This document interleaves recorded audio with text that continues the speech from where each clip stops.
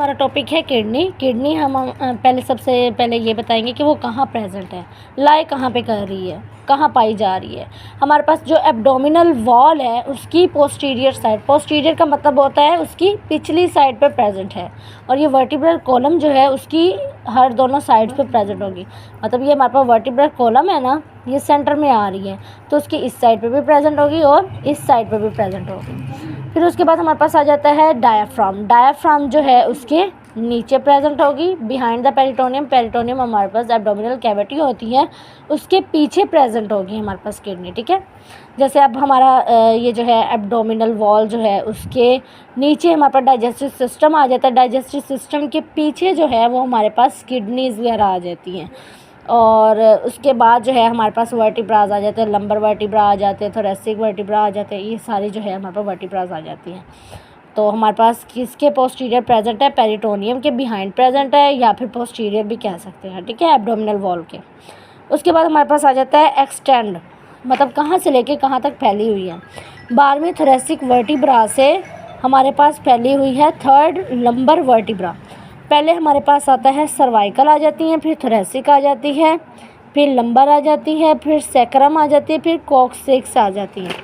इसका मतलब ये है इसमें हमारे पास 12 बोन्स होती हैं। तो इसकी जो है हमारे पास 12वीं आखिर वाली जो थोरेसिक वर्टिब्रा है वहाँ से स्टार्ट होगा, और जो लंबर वर्टिब्रा है उसकी जो 3 वर्टिब्राज होगी थर्ड वाली वहाँ तक फैला होगा। मतलब 4 वर्टिब्राज टोटल इसमें आ जाती हैं। उसके बाद हमारे पास आ जाएगी राइट किडनी जो होती है वो हमारे पास स्लाइटली लोअर होती है than the left due to the liver. अब हमारे पास राइट साइड ये वाली साइड बनती है, ये लेफ़्ट साइड बनती है। जो राइट साइड होती है वहाँ से हमारे पास जो राइट हाइपोकॉन्ड्रिक है वहाँ से लीवर यूँ होता है हमारे पास जो प्रेजेंट होता है। अब उसके नीचे हमारे पास किडनी आ जाती है। ठीक है, लंबर रीजन में। जब लंबर रीजन में हमारे पास किडनी आती है तो जो राइट वाली किडनी होगी वो उसके ऊपर जो है वो हमारे पास लोब आ जाएगा, कौन सा, लीवर का। तो उसकी वजह से वो थोड़ी सी नीचे होगी जो लेफ़्ट वाली किडनी होगी। ठीक है, और उसकी हमारे पास शेप कैसी होती है किडनी की, वो बीन शेप्ड किडनी होती है। इसकी लेंथ हमारे पास 11 सेंटीमीटर होती है। जो हमारे पास विड्थ होती है वो 6 सेंटीमीटर होती है। जो उसकी मोटाई होती है वो हमारे पास 3 सेंटीमीटर होती है।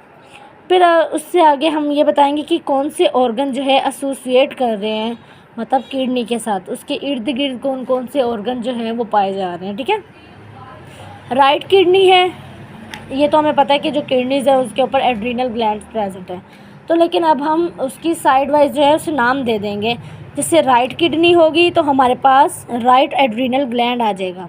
सुपीरियर में, सुपीरियर का मतलब होता है जो ऊपर प्रेजेंट हो, सुपीरियर ऊपर प्रेजेंट होगी। ये सपोज किडनी है तो किडनी के ये जो ऊपर प्रेजेंट होगी ये यहाँ पे, ये हमारे पास एड्रीनल ग्लैंड होगी। अगर वो राइट है तो वो राइट साइड पे प्रेजेंट होगी, अगर वो लेफ़्ट है तो वो हमारे पास लेफ़्ट साइड पे प्रेजेंट होगी उसके सुपीरियरली। एंटीरियर मतलब उसके आगे क्या प्रेजेंट है, इधर हमारे पास राइट लोब आ जाएगा लीवर का। जैसे मैंने पहले बताया था कि वो लोब की वजह से जो है वो नीचे होती है जो लेफ़्ट वन होती है उसके मुकाबले में। और यहाँ पे हमारे पास ड्यूडेनम आ जाएगी। ड्यूडेनम जो कि हमारे पास स्टमक का पार्ट आ जाता है, स्पिंचर आ जाता है, उसे हम कहते होते हैं। और हेप्टिक्स फ्लेक्चर ऑफ कोलोन, ये हमारे पास जो है जो लार्ज इंटेस्टाइन है उसका पार्ट है। ठीक है, इसमें ये आ जाता है। फिर हमारे पास आ जाएगा पोस्टीरियर। पोस्टीरियर का मतलब है उसके पीछे क्या प्रेजेंट है। ठीक है, इसमें हमारे पास आ जाते हैं डायाफ्राम, उसकी पिछली साइड पे डायाफ्राम आ जाएगा। मसल्स आ जाएंगे कौन से, पोस्टीरियर एब्डोमिनल वॉल के, वो वाले मसल्स आ जाएंगे। फिर हमारे पास आ जाएगी लेफ़्ट किडनी। लेफ़्ट किडनी में सेम उधर राइट था, इधर लेफ़्ट एड्रीनल ग्लैंड है।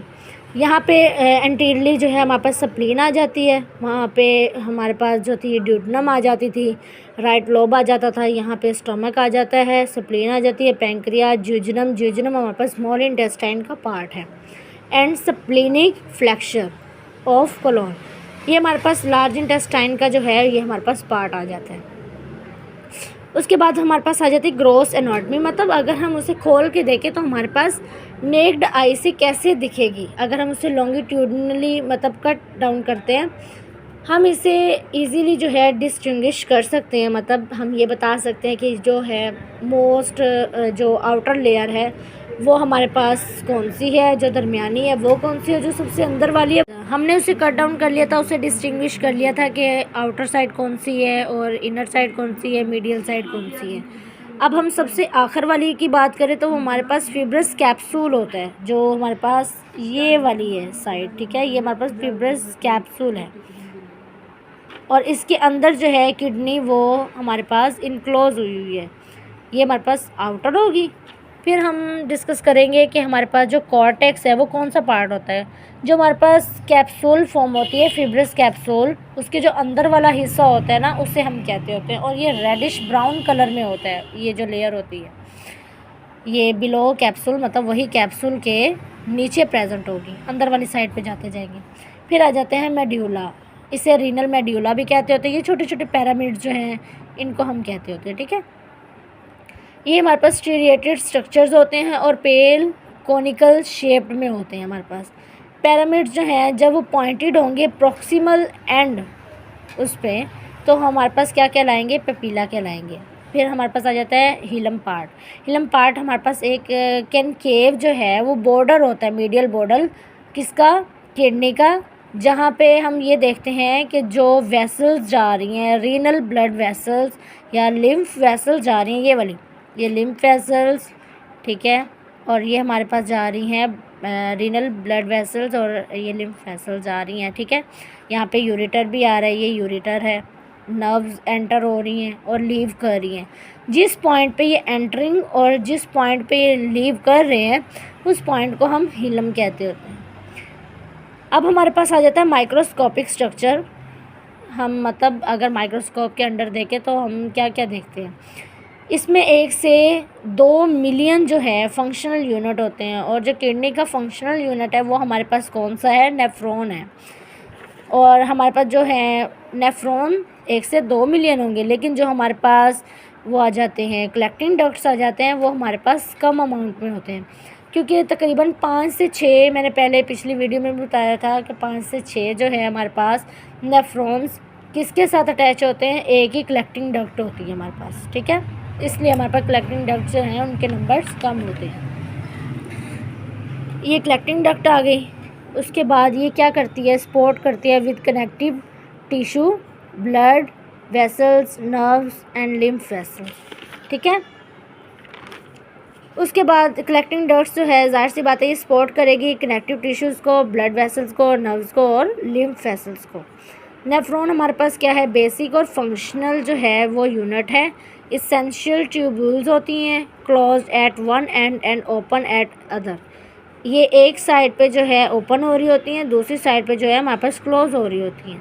नेफ्रॉन की हमारे पास लेंथ आ जाती है, वो हमारे पास 3 सेंटीमीटर लेंथ है, ठीक है।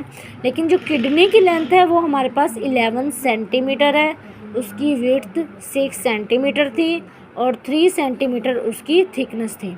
लेकिन इधर नेफ्रॉन की बात करें तो ये हमारे पास 3 सेंटीमीटर है। अब इसके 3 पार्ट्स होते हैं नेफ्रॉन के। पहला तो होता है प्रॉक्सिमल कॉन्वोल्यूटेड ट्यूब्यूल, फिर होता है हमारे पास लूप ऑफ हेनले जिसे मेड्यूलरी लूप भी कहते हैं और डिस्टल कॉन्वोल्यूटेड ट्यूब्यूल भी कहते हैं। अब हमारे पास क्या होता है, जो ब्लड है वो लीव करता है ग्लोमेरुलस से। ग्लोमेरुलस पार्ट कौन सा होता है हमारे पास, ये वाला पार्ट होता है ग्लोमेरुलस, ठीक है। ये हमारे पास ग्लोमेरुलस पार्ट है। अब वो कह रहे हैं कि ब्लड जो है वो वहाँ से जाएगा एफरेंट आर्टरीज़ में। एफरेंट आर्टरीज़ ये वाली होती हैं, ये एफरेंट आर्टरीज़ हैं। यहाँ से जाएगा हमारे पास किसमें, फ्लो जो है वो करेगा एफरेंट आर्टरीज से, ब्लड एंटर करेगा और उसके बाद हमारे पास वुमेन्स कैप्सूल में चला जाएगा।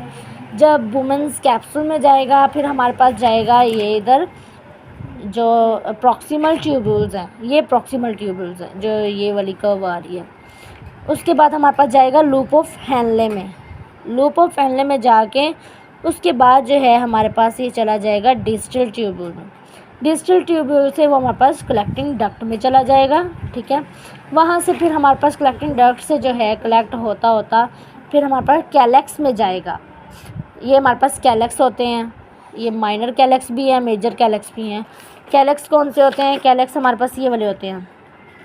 ये जो है अगर ये हमारे पास ये वाला स्मॉल एरिया जो है इसे हम कैलेक्स कहते होते हैं। ये हमारे पास माइनर कैलेक्स है, लेकिन अगर हम इस वाले एरिया को देखें तो ये हमारे पास मेजर कैलेक्स है, ठीक है। फिर उसके बाद हमारे पास आ जाता है ब्लड, देखो एंटर कर रहा है किडनी में, किडनी से रीनल आर्टरी में जा रहा है, जो कि एफरेंट आर्टरीज़ में लेके जा रहा है। फिर हमारे पास ग्लोमेरुलस में लेके जाएगा, ग्लोमेरुलस से हमारे पास फिल्ट्रेशन होगी, फिर बाउमन्स कैप्सूल में चला जाएगा। मतलब हमारे पास ये ग्लोमेरुलस है, इधर बाउमन्स कैप्सूल्स आ जाते हैं, ये हमारे पास एफरेंट आर्टरीज़ आ जाती हैं, यहाँ से ये हमारे पास आ गई प्रॉक्सिमल ट्यूब्यूल, ठीक है। फिर हमारे पास आ जाएगी loop of Henle, loop of Henle से हमारे पास आ जाएगी ये डिस्टल ट्यूब्यूल, उसके बाद आ जाएगी ये हमारे पास कलेक्टिंग डक्ट आ जाएगी। एफरेंट आर्टरीज़ में आया, एफरेंट आर्टरी से ग्लोमेरुलस में गया, ग्लोमेरुलस से हमारे पास फिल्ट्रेशन, उसके बाद वुमेन्स कैप्सूल में गया, वुमेन्स कैप्सूल के बाद हमारे पास प्रॉक्सिमल ट्यूब्यूल में गया। प्रॉक्सिमल ट्यूब्यूल में क्या होगी, रीएब्जॉर्प्शन होगी, मतलब जो इम्पोर्टेंट कंटेंट्स हैं वो वहाँ पे रीएब्जॉर्ब हो जाएंगे और बाकी के बाकी जो है वो हमारे पास वेस्ट होने चले जाएंगे, वो लूप ऑफ हेनले में आ जाएंगे। इसमें हमारे पास जो है वो वाटर भी आ सकता है, अमाइनो एसिड भी आ सकते हैं और हमारे पास सोडियम आयन भी आ सकते हैं जो रीएब्जॉर्ब होंगे, ठीक है। फिर हमारे पास आ जाएगा loop of Henle. Loop of Henle में क्या होगा, डिसेंडिंग लिम्ब है ना लूप ऑफ हेनले, तो डिसेंडिंग लिम्ब में हमारे पास वाटर की जो है वो रीएब्जॉर्प्शन होगी और असेंडिंग जो लिम्ब होगा उसमें हमारे पास सोडियम और क्लोरीन की रीएब्जॉर्प्शन होगी। फिर हमारे पास आ जाता है डिस्टल कन्वोल्यूटेड ट्यूब, वो लूप ऑफ हेनले के बाद वाला हिस्सा, ये वाला कलेक्टिंग डक्ट से पहले वाला। इधर हमारे पास क्या होगा, ये जो H+ आयन है, पोटाशियम है, और ये जो NH3 है, इसकी क्या होगी, हमारे पास सिलेक्टिव सेक्रीशंस होगी। फिर हमारे पास हार्मोनल कंट्रोल आ जाते हैं, PTH और एल्डोस्टेरोन हार्मोन्स इनकी होती है। फिर कलेक्टिंग डक्ट्स आ जाती हैं, कलेक्टिंग डक्ट्स हमारे पास क्या काम करती हैं, ये भी वही काम करते हैं, रीअब्जॉर्प्शन करवाती हैं वाटर की। फिर हमारे पास यूरिन फॉर्मेशन हो जाएगी, क्योंकि सारी रीअब्जॉर्प्शन होते होते वो हमारे पास कलेक्टिंग डक्ट में वेस्ट चला जाता है। वहाँ जाने के बाद फिर हमारे पास कैलेक्स में जाएगा, माइनर कैलेक्स से मेजर कैलेक्स, फिर हमारे पास रीनल पेल्विस में जाएगा। ये देखें, पहले हमारे पास क्या हुआ, नेफ्रॉन है, नेफ्रॉन में हमारे पास कलेक्टिंग डक्ट्स आ जाते हैं, वहाँ से हमारे पास कहाँ गया, ये कैलेक्स, माइनर कैलेक्स में, माइनर से ये मेजर कैलेक्स में, मेजर से हमारे पास रीनल पेल्विस, पेल्विस से ये यूरेटर में जाता जाता आगे हमारे पास यूरिनरी ब्लैडर में चला जाएगा, मतलब यूरिन की फॉर्मेशन हो गई। और इसके बाद जो है फिर हम लोग उसे एक्सक्रीट आउट कर देंगे यूरेथ्रा के ज़रिए। और इस प्रोसेस को पहले भी बताया था, मिक्सचुएशन कहते हैं या फिर यूरिनेशन कहते होते हैं। इसके फंक्शन क्या है हमारे पास, इसके फंक्शन है फिल्ट्रेशन करवाता है, सिलेक्टिव रीअब्जॉर्प्शन करवाता है और सेक्रेशन करवाता है।